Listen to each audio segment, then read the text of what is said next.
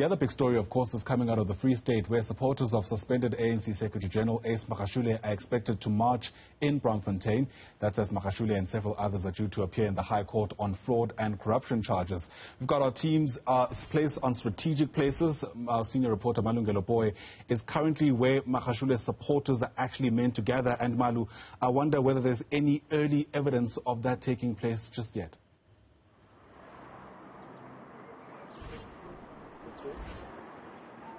Well, I'll tell you this, Ayanda, we're just outside the Ramkraal Old Prison.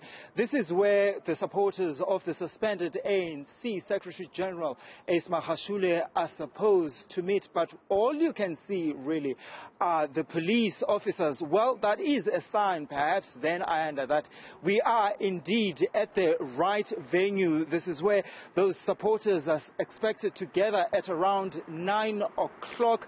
From here, then, we're told, Ayanda, they'll then march to a local park, which is not far from the court precinct. That's where they will wait for Magashule until he's out of the courtroom so that he can then speak to them or just meet them and greet them. I was talking to some of the organizers of this march, Ayanda, which is dubbed Hands Off Ace. They're saying that, well, they have asked people to come, but at the same time they're saying that they are very aware, Ayanda, that because of COVID-19, some people may not come. And of course, Ayanda, if you recall, on the last two occasions when Ace Magashule was appearing in the same court here in Bloemfontein, we saw many supporters, or many of his supporters, coming out to show support to him. But I think it is also important to note that, Ayanda, at the time when Ace Magashule appeared previously on those two occasions, at the time he was not a suspended ANC Secretary General, but this time around he's appearing in court as a suspended ANC Secretary General. Ayanda? Part of the case, Malungelo, is this multi-million rand asbestos project where essentially these asbestos roofs were meant to be removed from some residents within the province itself. You've taken some time to visit these areas. Paint the picture for us about what you found.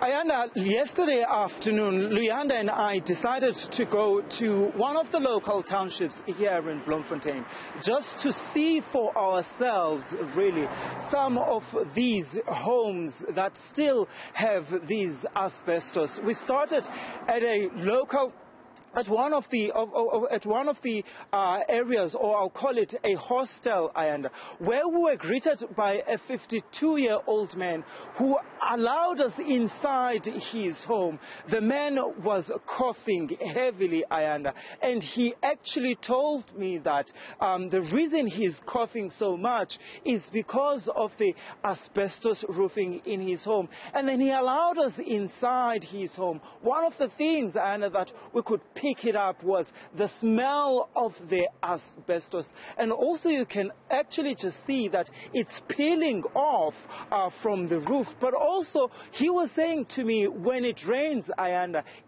actually the water is coming through the roof and the place gets actually very wet. We then moved 3 streets further down from that hostel to another house where we found a mother of 2. She has also an asbestos roofing. What she has been able, though, to do is to put in some sealant, some sealant, in order to make sure, at least, Ayanda, that, you know, the asbestos is not as smelly inside the house.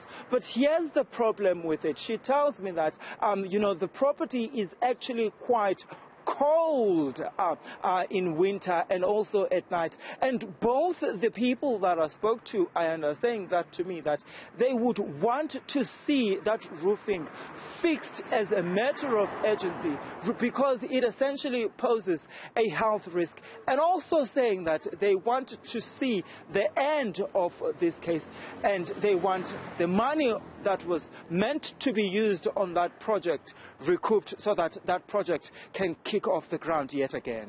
Malungelo, Booi, thanks very much indeed. A long day ahead. We'll leave it there for now. He's live to us there from just outside Bloemfontein in the Free State.